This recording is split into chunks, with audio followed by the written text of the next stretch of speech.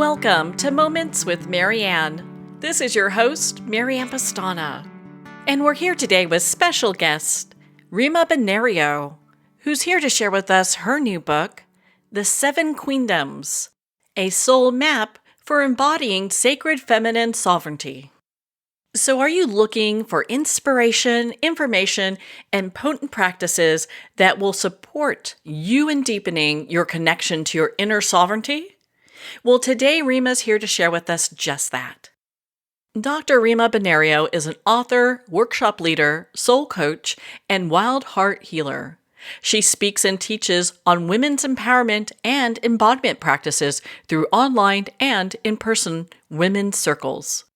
She also leads sacred travel journeys to places like Egypt, France, and Hawaii to awaken and activate a deep connection to the divine feminine within.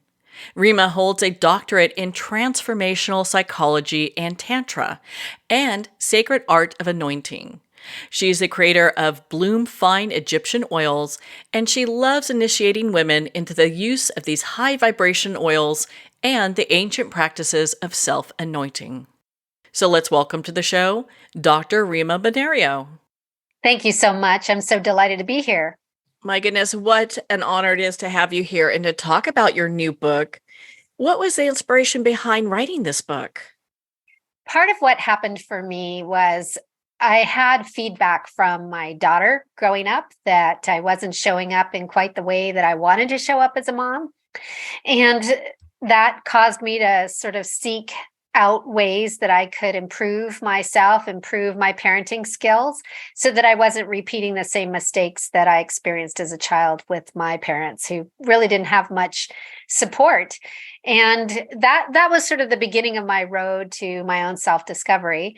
This work, however, that's really more about embodying our sacred feminine sovereignty, that's about really owning our bodies as women, was inspired in part by the relationship I have with my husband. And, you know, when you've been married for 20 years, you go through a lot of ups and downs and ins and outs. And during our time together, we had some challenges that showed up in our intimate life. And in a moment of pure vulnerability, one day he just said, you know, I'd really like you to see if you could fix this. And at the time we did think it was just my problem. Later, as I started healing, we saw there was, you know, work for us both to do. But really, that's what it came from. It came from the two most important relationships in my life were relationships that I wanted to improve. And it had to start with improving my own healing. So when we talk about sovereignty and the way that you use it, does this relate only to women or can this be men too?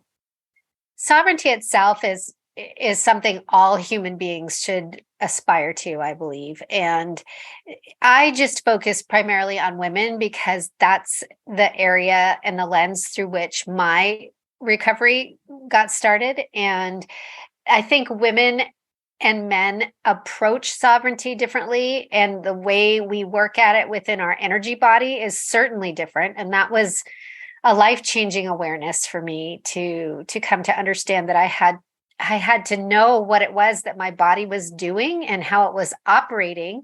And we don't get an instruction manual for our bodies, much less our energy bodies, which is a new concept to many people, the way it was for me. So yes, we can all be focused on creating sovereignty, men and women. And I just think we come at it differently. So when we talk about the sacred feminine sovereignty, what does that look like? I call it sacred feminine sovereignty because it starts with a deep connection to our soul self. It starts with understanding ourselves as spiritual beings who are here on the planet to have a human experience. And really, the job is not to escape life on planet Earth, but really to create life on planet Earth from the perspective of the soul. You know, many of the sacred traditions we have talk about creating heaven on earth, and that's really what it's all about. And so sacred feminine sovereignty is about looking at the sacredness of the feminine principle, not just women, which is our sex, and not the gender identity that goes along with what we call women or female, which is really the word that's related to our sex, but the feminine principle as an energetic dynamic. So both men and women have masculine and feminine energy in us. We want to be able to access all of ourselves, and the world right now over relies on masculine energy. And so being able to tap into your own sacred feminine sovereignty is allowing us as women to get at a whole host of tools and techniques and a form of power that's very different from our masculine power. And that's a form of power that I feel that most of us don't have good access to because the world in general doesn't really appreciate it or understand it. Do you feel that some people who are really get into that spiritual realm tend to really kind of check out of their sovereignty in many ways because they are just wanting to focus on maybe the positive or whatever their environment is at the time when they're meditating, what have you? Yeah, I call that mood making. Sometimes people might be familiar with the term spiritual bypassing, where we think that the whole job of it is to try to ignore what's happening in our environment. And there's some truth to the fact that we want to keep ourselves as settled as possible. And that means being settled in our nervous system as well as centered in our hearts. But there's also a really terrific Buddhist proverb that talks about how a young adept was going to meet a guru, a famous guru, and he had a long journey ahead of him, and it was very arduous. And all the way along, he kept just holding the one question that he wanted to ask the guru, this burning question when he arrived. And that sustained him through the journey. When he finally makes it up the mountaintop and is in front of the guru, and he says, "I have a question, master, that I've come with, that I've carried all this long way. And I just need to know, how is it that you always stay centered?" And the guru laughed and he said, "Oh no, never centered, always moving to center." And this is really the work, is to recognize that centered is not a destination. We are living in a dynamic world where struggle happens, stuff happens, things come up. It's temporary here. Everything here is temporary. So we will lose it all, including our bodies. And loss is a real difficult thing to deal with. And so we need to expect that we're going to be thrown off center. The thing we can do is become more masterful in how we come back to center. And my work and my lineage says that the way we do that the most elegantly, the most efficiently, and the most painlessly is by working through the body. So people that have as their spiritual habit to try to leave the body are actually missing the point, I feel, of being embodied on this planet. I mean, there's a reason that we are here, and it includes having a body. And so learning how to be good stewards of our body, to understand the healing properties of our body, the capacity for our body to process massive amounts of difficulty. We just haven't been taught. We just haven't been trained that our body is a powerful shamanic tool that can help us live life, and not just live it and survive it, and not even just thrive, but like really develop a joyful, blissful, even relationship with life. When you work with women, do they have a tendency of really having a difficult time connecting with their divine feminine because they're working in environments that are so highly masculine? Yeah, that's what I specialize in supporting women with. And I can do that because I spent decades in that exact dilemma.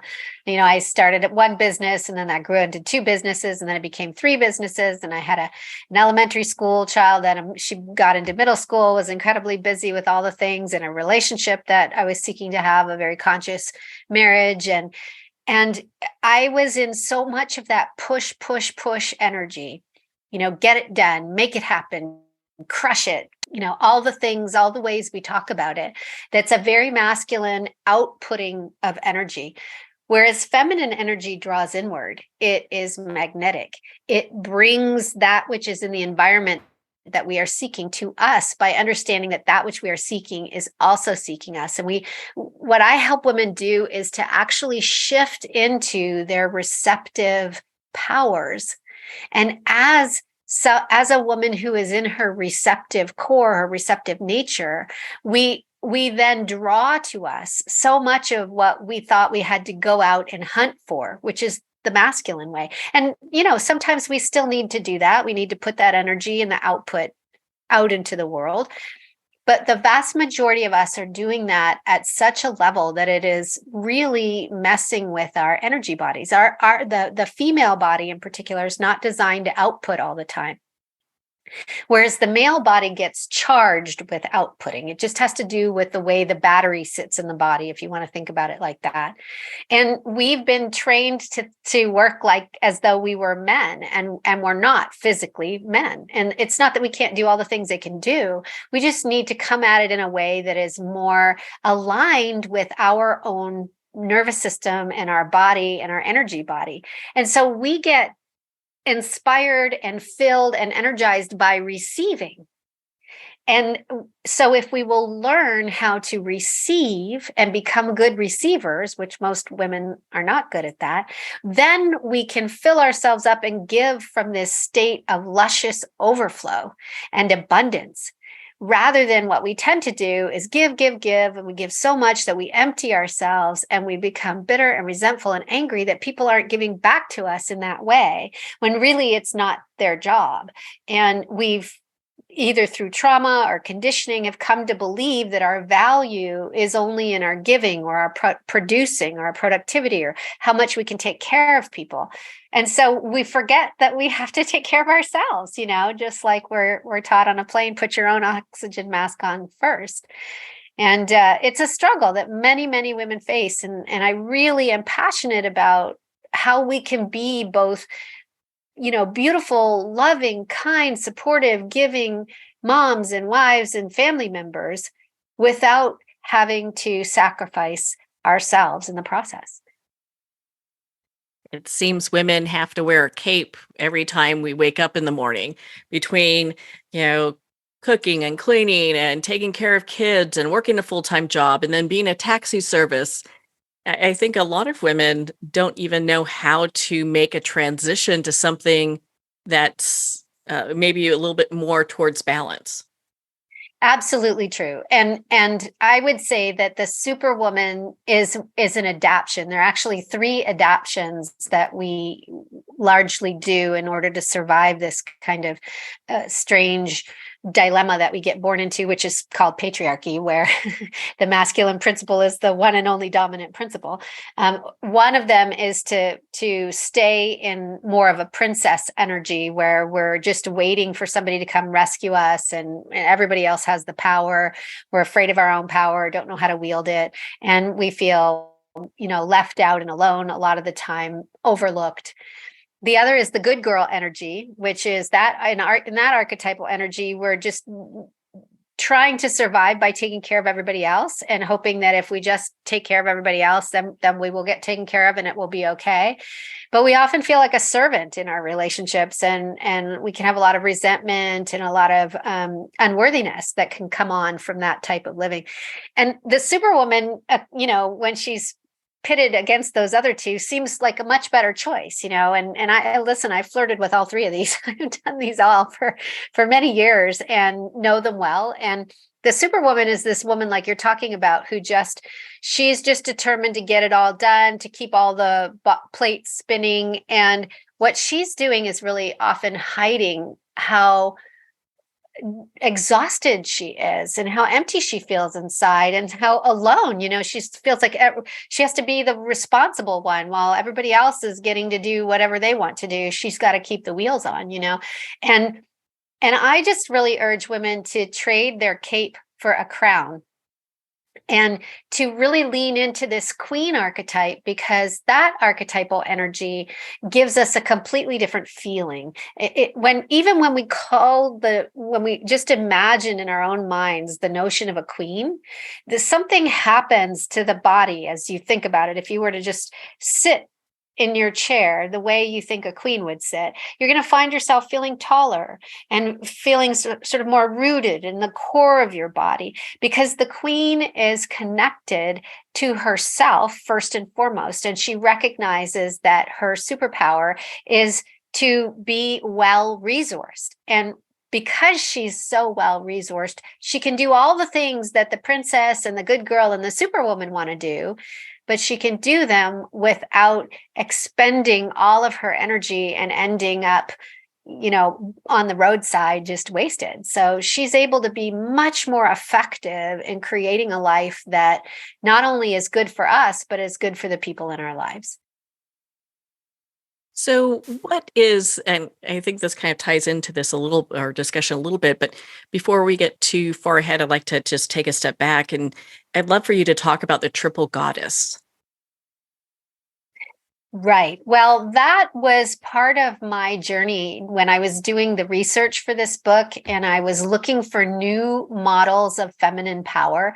And it kind of grew up out of my own just flailing about and trying to come up with a different way, because I could feel that what I was doing wasn't working anymore. And this insane schedule that I had, and that, not feeling part of this issue with my husband in our intimate life was I was so busy all day long and had so much going on that, sex was just another chore or something to do on the to-do list. I was trying to get things off the to-do list. In order for us to really have a beautiful, vibrant, intimate life, we have to be able to access our capacity to soften and receive. Even if we're in I'm in a heterosexual relationship, but you could be in a same-sex relationship, and partners have to be able to give and take. And to be able to receive that energy in is receptive, and give the energy out is more of a masculine thing, whereas the receptivity is feminine. And so part of what happens is that I was so busy, and I was having all of this go on, and my child was getting older and growing up, and I was deeply looking for these new, more feminine ways of being. And I found the maiden mother crone teaching around the three faces of the goddess. And they're loosely tied to the times in a woman's life, but really they were inspired by the phases of the moon. And so there's this sense of being in your maiden time where, again, you're younger and you're just free and able to enjoy yourself. Your mothering time where your focus is on your children or whatever it is you're creating. If you're birthing a business or you're birthing a career, that you're nourishing and nurturing that thing, that child, that experience, that goal. And then you move on finally into crone, where at the crone time, you are the wise woman and you just get to sit back and, be celebrated and maybe offer advice from time to time. And I kept looking at that thinking, my mothering is sort of coming to an end here, but I am not in any way ready for a rocker and to be put on the sidelines into the energy of crone. And that's sort of a cheap shot at crone. I love the crone energy, but I was very clear I wasn't quite there yet. And so as I began to do the research, I started to come across this idea that there was a missing fourth archetype. And if you look at the phases of the moon, there are actually four phases. There's, the waxing, the waning, the full, and then what we call the new moon or the dark moon, where it's not visible in the sky. So it's sort of an invisible fourth energy. And once I saw that and was digging in a little deeper, I discovered this archetype of queen that very often sits between the mother and the crone. And this energy is an energy that happens when you have enough lived experience to know yourself a little bit more fully. You have enough lived experience to feel confident and to realize that it's your turn now, right? You've been doing all this decades of mothering and birthing and raising a child or developing a career. Now it's time for the harvest. And that harvest comes to the queen when she is in her full power, when she gets to be fully resourced. And when we take the time to fully inhabit our queen energy, we are much more able to be a powerful crone, because if we just go from that mothering spent energy directly into the crone, we really have not replenished our reserves in a way for us to enjoy our lives as a crone. And that's really important. And, a lot of women are not tending to themselves in this way, whether that's physically, where we've run our bodies into the ground, or it's financially, where we've really prepared for retirement, or it's in our relationships where the kids are gone and now suddenly we look at who we're married to and we think, oh, this what happened? Who are you and what am I doing? I don't, and the relationship falls apart. So there's a lot of imperatives that happen for women when we kind of hit this or are approaching midlife or in the midlife phase that we need to be paying attention to. It makes it so much softer when you look at that, as opposed to, you hit the top of the pinnacle of the hill over at mother, and then it's all downhill from there. Yes, and that's the sort of patriarchal lie we've been told, that our value ends when we're no longer meaningfully able to contribute to the man's world, either by being the sexy young thing or the mothering thing or the in some way the servant, right? And the crone is considered somebody that has to be taken care of, very often, culturally speaking, not anymore contributing, especially in the West, where there's not a reverence for our wise ones, and there's an over reliance on youth and an overemphasis on youth. So having this queen energy helps us to see the truth that we all inherently feel. Wait a minute, I'm not, I've got so much more to give and so much that I want to do. And oh, by the way, now I get to take care of me. And, there's it's a little bit vulgar, but there's that sort of phrase of like, we wind up in the 50s where we're like, okay, it's, no, I'm not doing all that anymore. And we finally realize that, we need to take care of ourselves. And talking about it being softer, we don't have to go into that really angry space around it. Sometimes we do have some unresolved rage and anger that needs to be felt and transmuted. Absolutely. There's no reason we should avoid that in this work. We don't avoid the difficult things. We really embrace them. But what happens is we're able to move into this time in our life from a place of joyful open-heartedness and juiciness and playfulness and expectation of what's to come that's still so exciting and still so much potential. And we bring that renewed enthusiasm into our families, into our relationships, into our workplace, and into our bodies. And that allows us to really enjoy the later part of life. I love that. Absolutely love that. I think that it's so nice to have that queen in there, and it adds so much. It really does kind of balance things out where it feels more like a full life as opposed to one that's not really honored in the best way that it could be. Absolutely. And, we see that all the time where women don't have good models for how to really elevate themselves in this time of life. And, we're struggling in lots of other ways. Our bodies are changing and we may not have good pathways for dealing with that. Our relationships could be changing. We have to deal with maybe the empty nesting feeling. My daughter went off to college this year, and it's been, there's emotional content that goes along with that. But fortunately for me, because I've been at this for 8 years now, I was really aware that I needed to have a vibrant and full life of my own, so that when she's moved on, I will not feel so bereft about that. And this happens also for women who lose their spouses. If we haven't created our own vibrant lives, if we don't have quality friendships, if we're not sitting in sister circles, if we haven't learned how to really be in self-devotion, which is a step up even from self-acceptance and self-love, then we get really blindsided by these moments in life that are bound to come our way, and we don't have a solid foundation to stand on. So, in your book, you talk about archetypes. And for our listeners that are new, what is an archetype? An archetype is an idea or a collection of ideas that have resonance in the human soul. So it doesn't matter what culture you're in. If you talk about the notion of a sovereign, everybody knows what that is, or the great mother. We all kind of have a sense of what that energy is, or the father archetype, or you could go with the hero archetype or the jester archetype.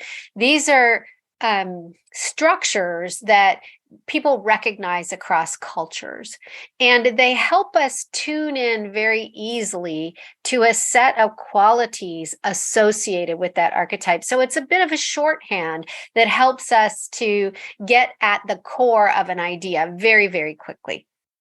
Well, on that note, we're going to pause here for a quick break. We've been speaking with Dr. Rima Bonario in regards to her book, The Seven Queendoms, a soul map for embodying sacred feminine sovereignty. You've been listening to Moments with Marianne. We'll be right back after these messages from our sponsors.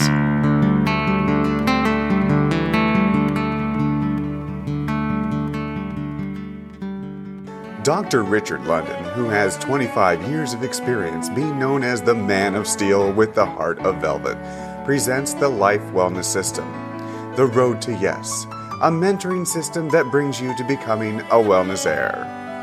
Imagine having wealth, wellness, love, peace, and spirituality in abundance and balance now. Visit doctorateoflife.com or call 720-213-8021 for a free 15-minute wellness evaluation.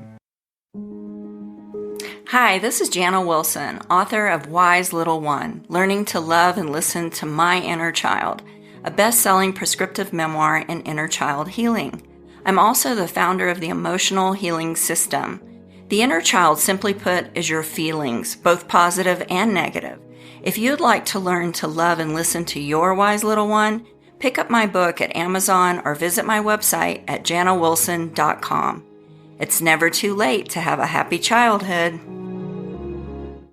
The first thing you need to know about me is that I love my kids, but they are not my everything. They used to be, but that's when my entire life fell apart. In order to pick back up the pieces, I had to put the love I have for myself before everything else, including my kids. I'm Jessica Dennehy, and I own multiple businesses. I'm a best-selling author, and I have all the strategies that I've used to make my life what it is today. And I'm going to teach you how to do them in my new book, Selfish is a Superpower. So go get your copy today on Barnes & Noble or jessicadennehy.com. Announcing a revolutionary tool for wellness. Scalar Light has the ability to enhance and harmonize your own bioenergies. With Scalar Light, you can get started in just minutes and begin feeling better the very next day. Scalar Light is a remote energy that gently and subtly works with your own body's bioenergies, increases pro-cellular wellness, and enhances your body's immunity. Experience the benefits of Scalar Light. Try a complimentary 15-day experience at scalarlight.com. In your hands lie ancestral patterns. These patterns shape how you think, what you struggle with, and experiences you love, your life pattern. We're going into the latest neuroscience of biological hand analysis, a realm beyond palmistry where science and the soul entwine. Hand analysis is the latest method to transform lifelong patterns. I am Master Hand Analyst Brent Bruning. Join us and visit thepowerinyourhands.com. Looking for a page turner? Cozy up to a fantasy adventure romance trilogy with The Girl in the Toile Wallpaper by Mary Kay Savarese. The second novel in the Star Writers trilogy, The Star Writers Club, is coming soon. Take the journey. Connect with Mary at www.maryksavarese.com. Her books are available on Amazon, Barnes & Noble, and all indie bookstores. Pandemonium, Fast forward 20 years. A U.S. president seizes control of all U.S. missiles, the power grid, the banking system, and every computer in America as he hides in an underground bunker.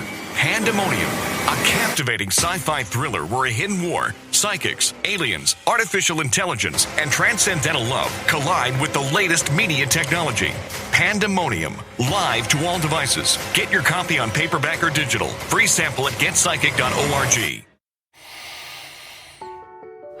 With Breath Hub, you'll experience the transformative power of breath as it harmonizes your body, mind, and spirit. Recommended by experts in fitness, sports, psychology, and medicine. Meet the scientific way of being well. Breath Hub. Breathe better, live better.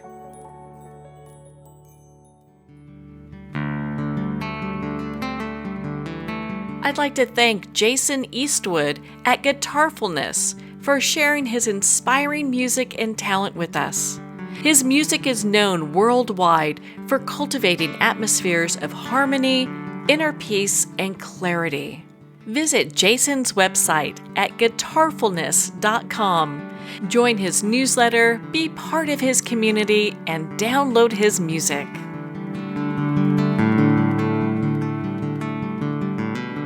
Welcome back to Moments with Marianne. We're here today with our special guest, Dr. Rima Bonario, in regards to her new book, The Seven Queendoms, a SoulMap for embodying sacred feminine sovereignty.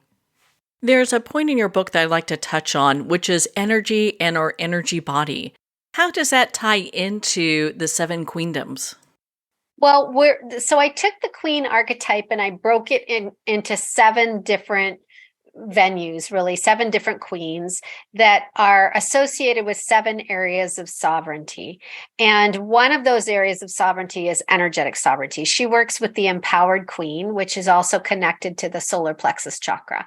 And when we talk about our energy body, we're talking about the invisible body part of our energy field. See, here's the thing that quantum science has been showing us over and over again, that everything that's here is an electromagnetic energy field first and foremost, and then matter is generated out of those energy fields.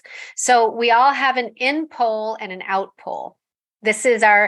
That in pole is our feminine pole and the out pole is our masculine pole. And so understanding how your energy body works is essential, because the stress that shows up in your physical body ends up in your mind, and then that generates your thoughts, and your thoughts then generate the things that come out of your mouth. And if you want to be able to have more kind things come out of your mouth, you need kinder thoughts. If you want kinder thoughts, you need a kinder physical environment inside your body. And if you want to have a kinder physical environment, you need to know how to operate your energy body so that you are taking good care of yourself in the ways that will best support you to be in the energy of kindness rather than the energy of punishment. And I'm here to tell you that most of us operate in the energy of punishment. We may not recognize it as that, but we push ourselves to stay up late because we need to get the report done, or we push ourselves to get up early because we have to go work out, and we push ourselves to, handle all the things, and we cheat ourselves out of good meals, nourishing meals.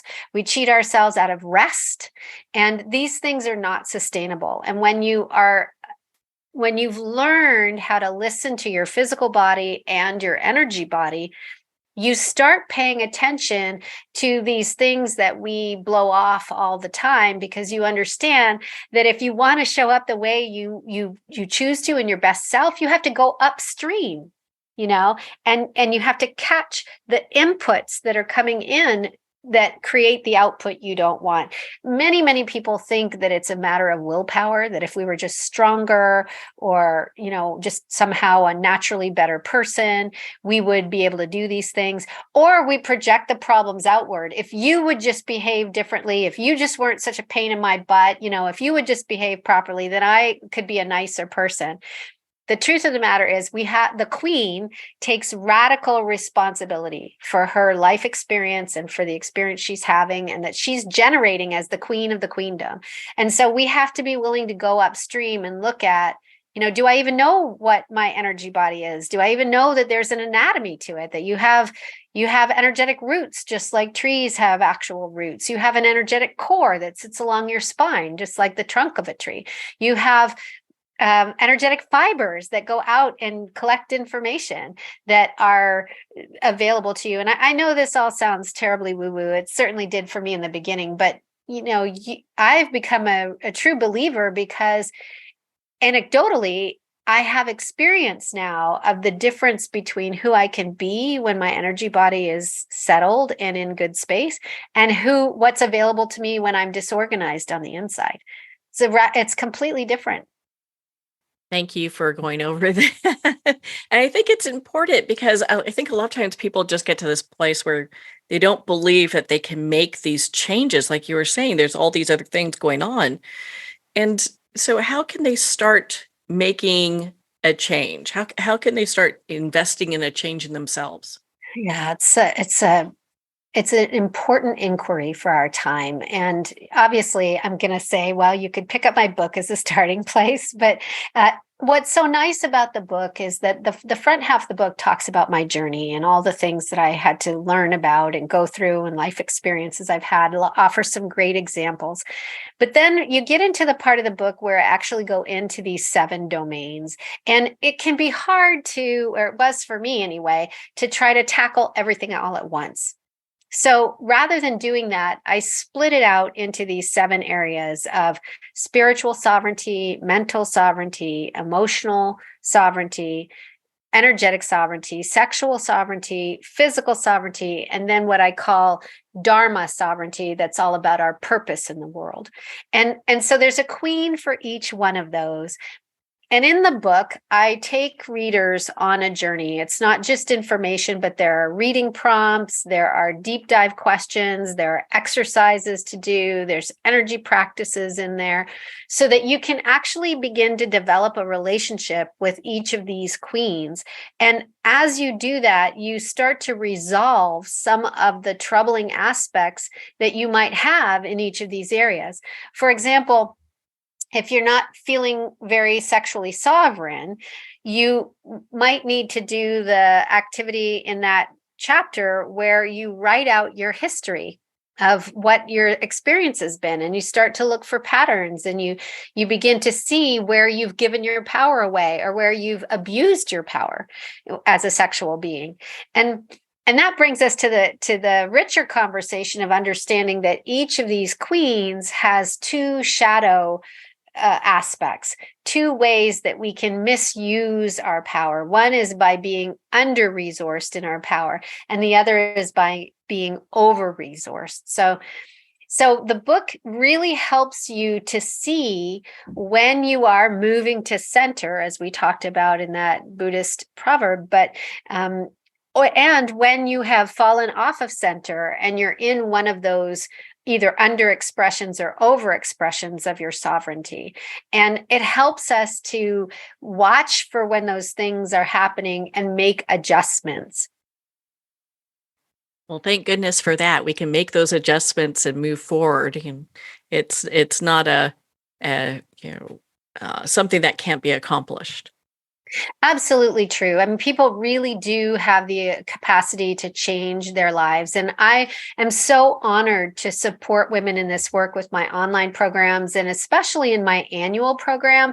I can watch what happens to a woman over the course of a year of doing this work together, where we work through each of the 7 queendoms together as a cohort. It is powerful. I mean, marriages have been saved, new jobs have been created, businesses have been started, old trauma that has hounded women has been resolved. It's just the most miraculous thing to watch what happens to a woman who chooses to put herself and her healing on the list and then chooses to move the priority of it up the list with every bit of healing that she does. And so sitting down with the book and going through the exercises is a great way to begin the work for yourself, to begin to bring some of your attention onto yourself, and more than just attending to yourself, to actually do that deeper self inquiry to see, well, where am I doing great? Which of these areas of sovereignty do I have a great handle over?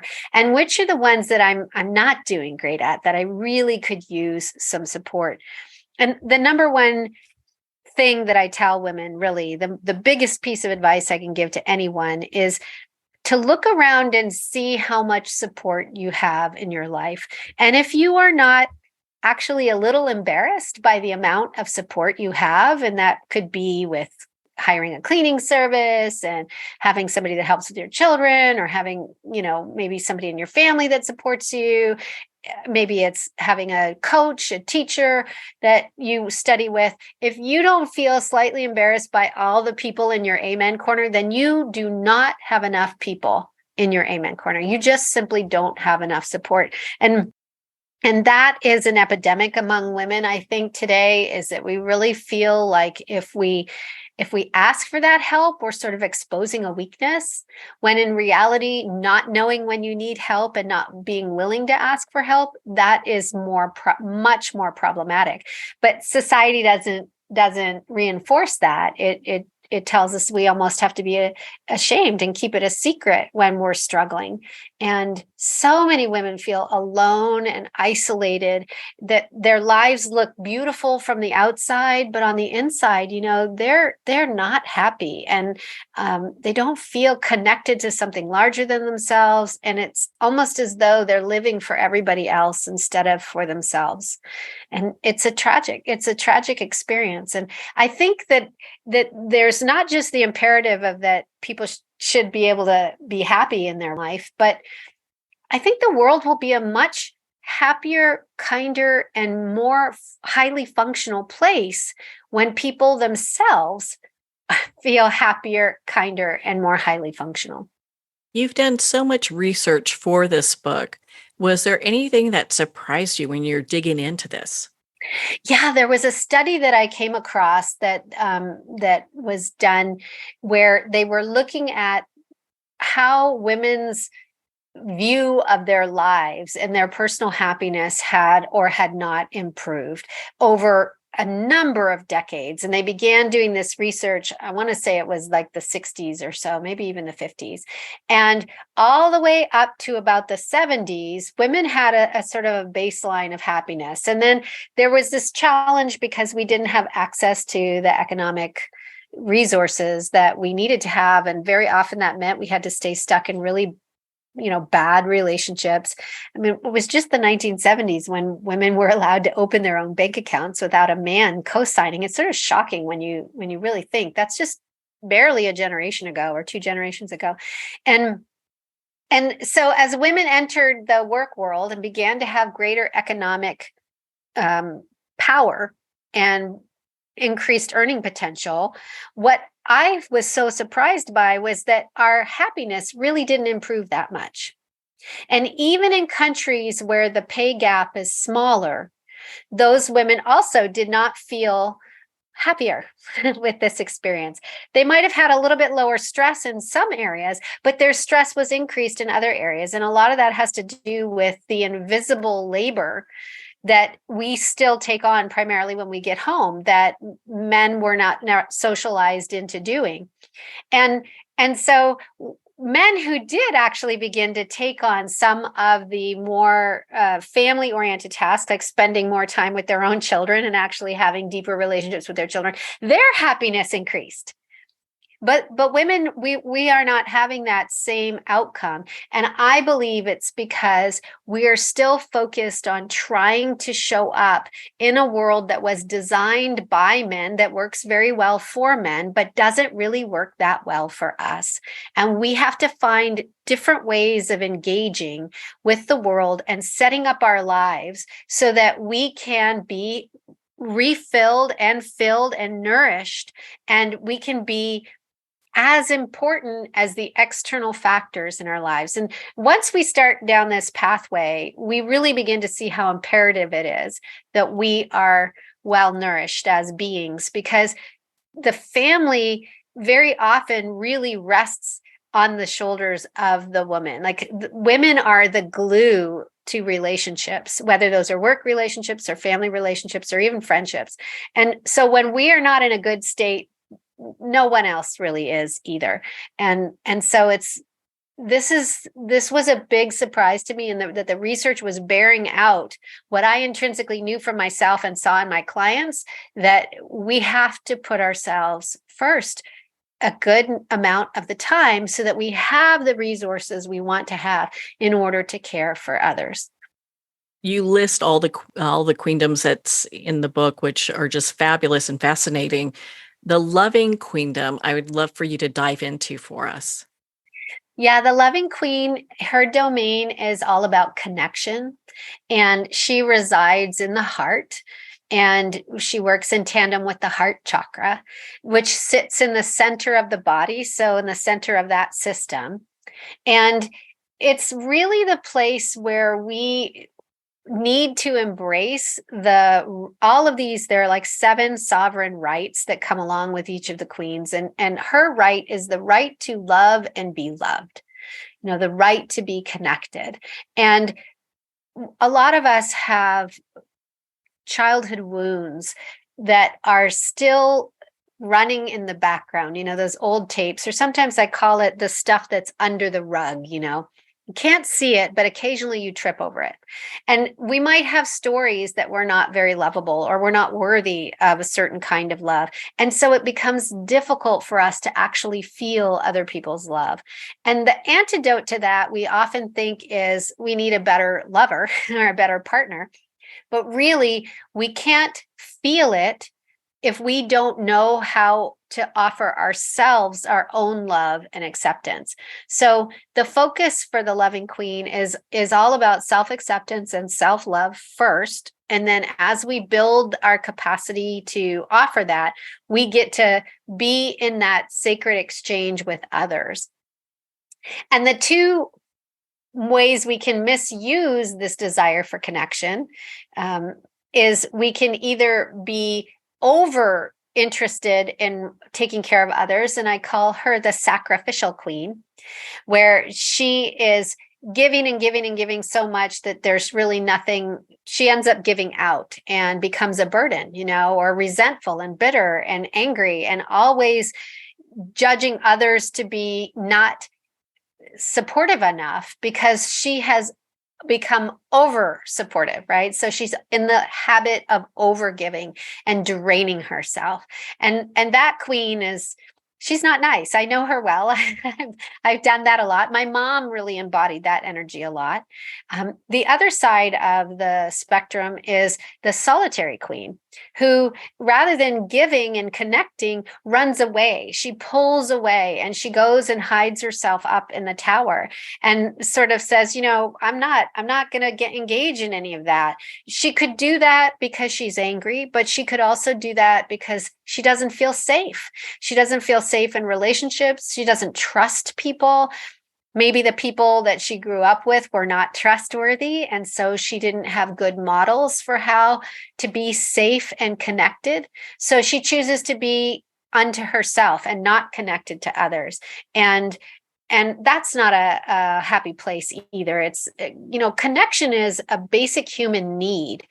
So really being able to develop our loving queen as an ally for us is so essential. All of these queens become like allies. And I love the portraits that my dear friend and evolutionary artist, Jenny Han, made for each of the queens. They're so gorgeous in this beautiful full color book. You could just meditate on the picture itself and receive the transmission that she created for these beautiful portraits. And so what we're wanting to do is actually develop a relationship with these queens so they become allies for us. It's kind of like having our own Queen's Council. I think that's so important to have those to lean on. When people read your book, what is it that you want them to take away from it?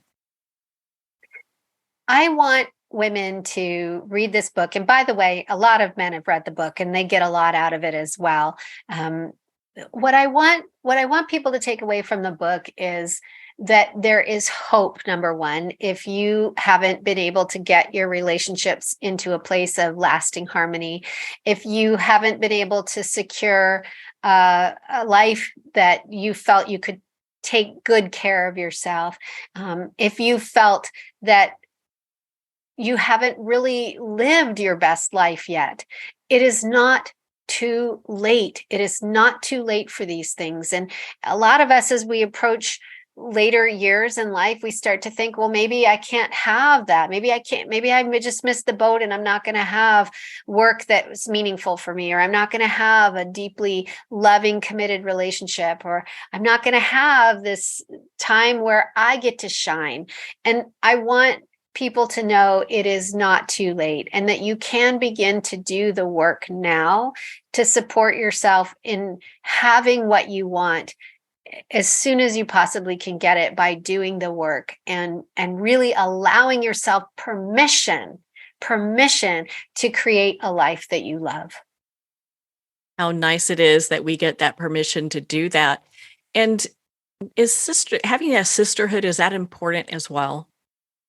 I would say that sisterhood is so important. I mean, we can do this work by ourselves, and then it gets to a point where we have to bring the work we've been doing into relationship with others to get feedback and to see actually how's it coming? How's it going? Right? Because it's so easy to be in a good mood when nobody's around you and nothing gets in your way, and the dog doesn't have an accident and the TV's not on, and you're just doing your thing at home. But once we get around other people, that's when we find out, how healed are we? You really want to know if you've managed to move through some old trauma. Just go hang out with your family of origin, and you'll get the chance to find out.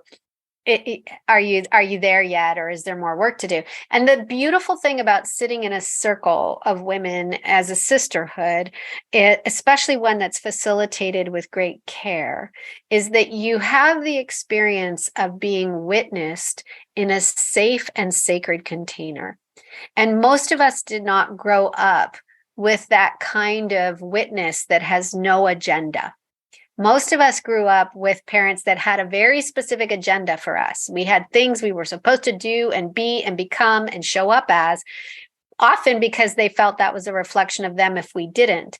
And in these circles, nobody's holding an agenda for us. We are the mistress of our own ship. We are the queen of our own council. And so how we get to be held and witness is so important.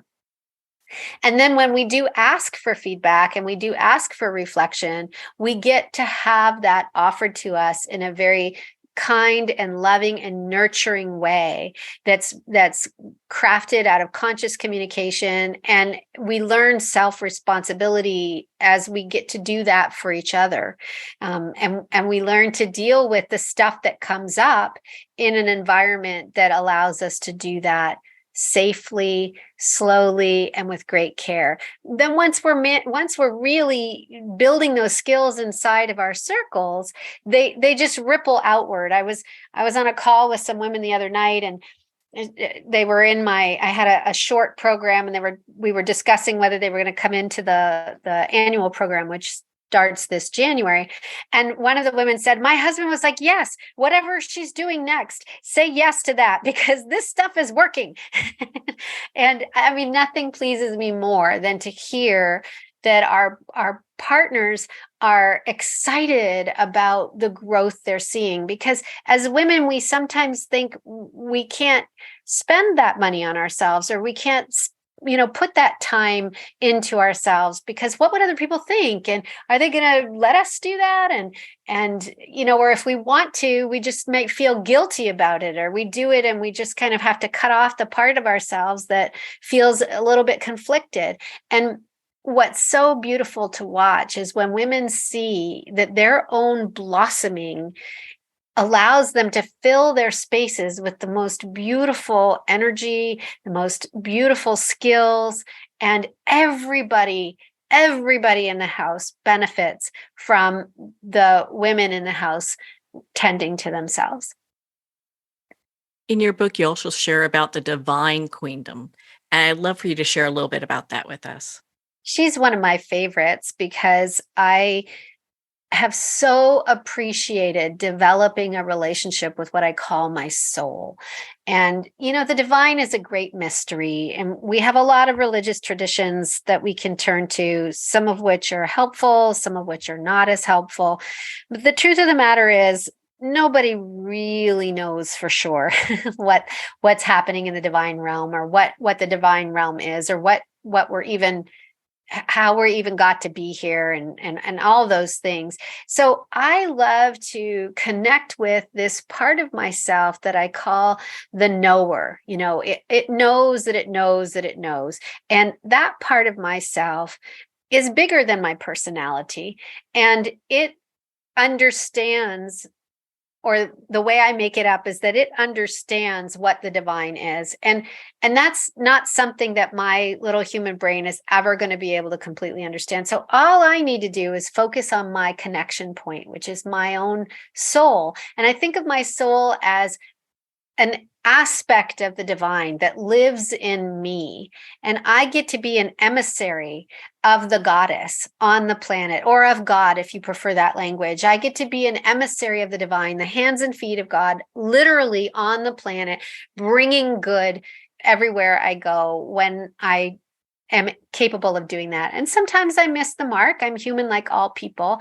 And so what I've learned is, rather than to berate myself about that or pretend I didn't do that and double down, as some people will do, to just be capable of owning my mistakes and moving back into an affirmative relationship. And that comes from having that connection to my soul, and along with that comes guidance. Really powerful guidance. And so becoming a good receiver of guidance for me has allowed me to run my business in a very feminine way, which, instead of, quartered goals and all of the measurements and structures and all of that sort of thing. I mean, I do have some of those structures because it's important to have them in a business, but I develop my plans and work in such a way that is soul driven. So I'm listening in my daily practice of what is it that would please my soul? What is it that would check the box of my soul's purpose here on earth? And that can change. Sometimes, I do this, that looks good. Okay, now we're done with that. We're moving over here and we're going to try this for a while. And sometimes it's doing the same thing for a long period of time. But I feel as though I have an actual partner with me in the work. And so spiritual sovereignty and the divine queen is all about developing that really personal connection to the wisdom and the guidance that's available at that realm, in the divine realm, and being able to bring that into our daily life experience. Well, Rima, where can our listeners connect with you and be part of your community and learn more about your work? You can find me on the web at rimabonario.com, rimabonario.com. That's my website. And from there, you can see all the different things that I have going. I've got products in my shop and classes. And then I have different things that happen across the time frame, across the year. I'll do smaller things here and there. And on my website, you'll see that there is a Queen's quiz that you can take to see what your strongest Queen archetype is, which is sort of a fun way of doing that. And if you'll put your email address in at the end, we'll send you a full report all about that Queen. And then you get on my mailing list and you get a chance to learn. I send out all kinds of things through email where I'm talking about these different concepts. And then you can find me on Facebook. I'm actually the only Rima Bonario in the whole world, so I'm pretty easy to find on social media. I do a little bit on LinkedIn, and I have some videos on YouTube. And of course, you can purchase the book on Amazon. So that's real. Those are really the best ways to connect with me. Well, Rima, thank you so much for taking the time to be on the show with us here today. Oh, it's been my pleasure. Thank you so much for having me. Well, thank you, Dr. Rima Bonario. It has been such an honor to spend this time with you and to talk about your new book, The Seven Queendoms, a soul map for embodying sacred feminine sovereignty. The Seven Queendoms is available at Amazon, Barnes & Noble, and all indie retailers. And remember, support our indie bookstores. I'd like to take a moment and thank all of our listeners worldwide in over 102 countries, including the United States, India, United Kingdom, Germany, Austria, New Zealand, Ukraine, Denmark, Taiwan, France, Netherlands, and many more. We appreciate your support and look forward to your comments and suggestions. Well, we're at the end of our time today. I'd like to thank everyone for tuning in. You've been listening to Moments with Marianne, where we make every moment count.